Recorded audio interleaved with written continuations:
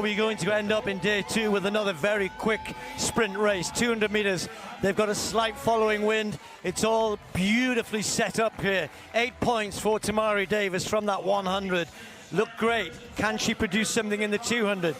Can Melissa Jefferson Wooden take the slam again against the better 200-meter runners this time? We've had additions to this.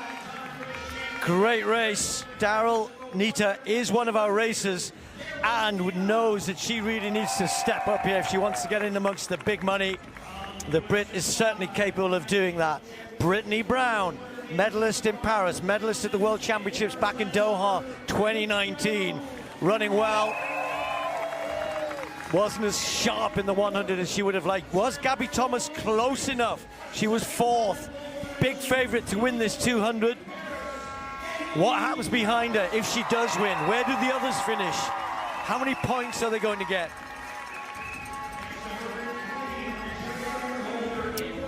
What about Favour of Feely, the Nigerian? Might be a little bit tougher in lane 3, but she's a good 200-meter runner as well. 21.96. Not many get under 22 seconds. She's done it in her career and has already been pretty sharp this season. Jacia Sears, she's going to be in lane 2. Gotta wait for the crowd, and every one of these athletes is running for good money as well, even for Kayla White right on the inside. We'll be able to see everybody, see the whole race unfolding ahead of her. Set. Clean break from everybody. Good start from Neita. Jefferson Wooden moving, but look at Gabby Thomas has already taken yards out of Brittany Brown, and Jefferson Wooden is going well around that bend. Has run a superb bend, Jefferson Wooden. Gabby Thomas is right there in the mix, but look at this. They've taken it to her, and now on the outside, Davis is storming through. Who's going to take this? It's going to be pretty close on the line. It's going to be Thomas, though. Thomas gets it. 21. Yes, 21.95. The wind is legal this time. A sub-22 clocking for Thomas, but our slam champion is going to be Jefferson Wooden, because Davis, although she's come second, ooh, is it going to be Davis? No, because you don't get the same points. You have to, with the win, you get a bonus. Yep. 12.86, and she knows it. Jefferson Wooden. Do you know what? It's not a personal best for Gabby Thomas, because this is her event.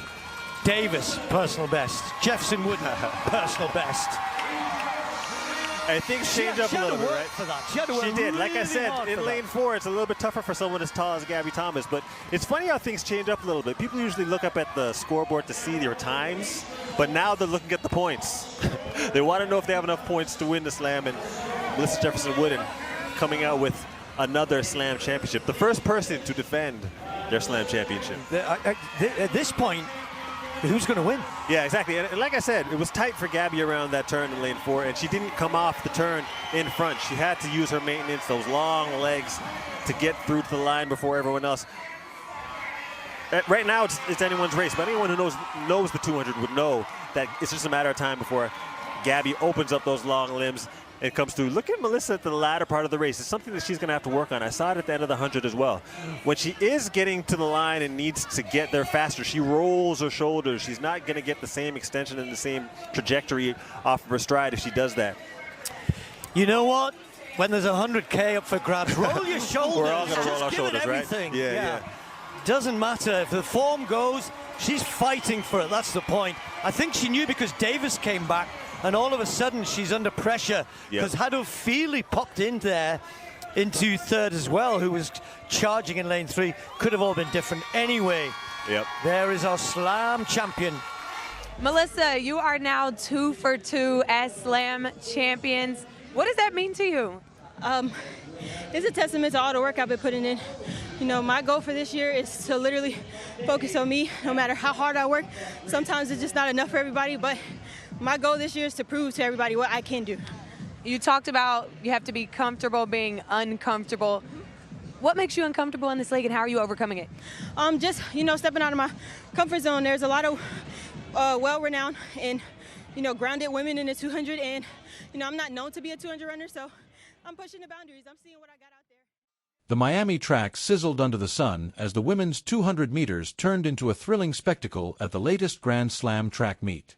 With perfect sprinting weather and a favorable tailwind, anticipation filled the air for a showdown featuring some of the fastest women on the planet.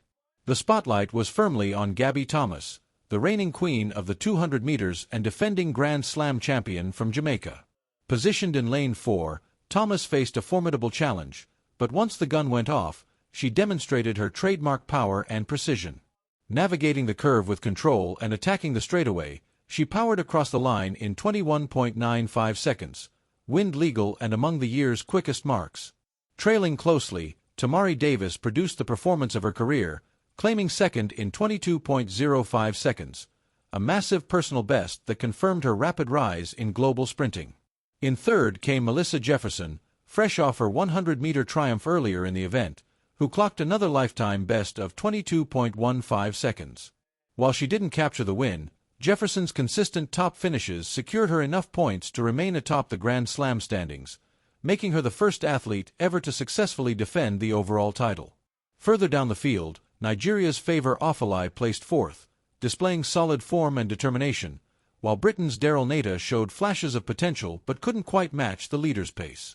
Veteran sprinter Brittany Brown, a Doha 2019 World Championships medalist, looked competitive early on before fading in the closing meters. The Miami crowd roared throughout, sensing both prestige and money on the line. Every stride mattered, not only for the day's result but also for crucial points in the overall series. Thomas may have captured the win, but the underlying drama centered on endurance, precision, and season-long strategy. Afterward, Jefferson reflected with pride and honesty, "The 200 isn't my main event," she admitted, "but I'm learning to challenge myself and test my limits." Her resilience and willingness to evolve continue to earn admiration across the athletics world. As the 2025 campaign moves forward, this race has set a thrilling benchmark. With the World Championships looming later in the summer, every meet now carries added weight. Even without Jamaica's superstars Shericka Jackson and Shelly-Ann Fraser-Pryce in the lineup, Miami's clash reaffirmed why the women's 200 meters remains one of track and field's most electrifying and unpredictable events. The outcome in Miami not only reshaped the Grand Slam leaderboard, but also intensified the narrative heading into the mid-season races. Gabby Thomas's dominance reaffirmed her status as the event's benchmark, yet the rise of Tamari Davis and the consistency of Melissa Jefferson suggested that the competition is tightening. Fans and analysts alike are beginning to question whether Thomas can maintain her edge once Jackson and Fraser-Pryce return to the circuit. Davis's newfound confidence, paired with Jefferson's tactical precision, could soon challenge the established hierarchy. As the athletes prepare for the upcoming meets in Europe, every appearance will be crucial for earning points and building psychological momentum. The Miami Showdown wasn't just a race, it was a statement that the 2025 season will be defined by fierce rivalries, evolving talent, and a relentless pursuit of greatness.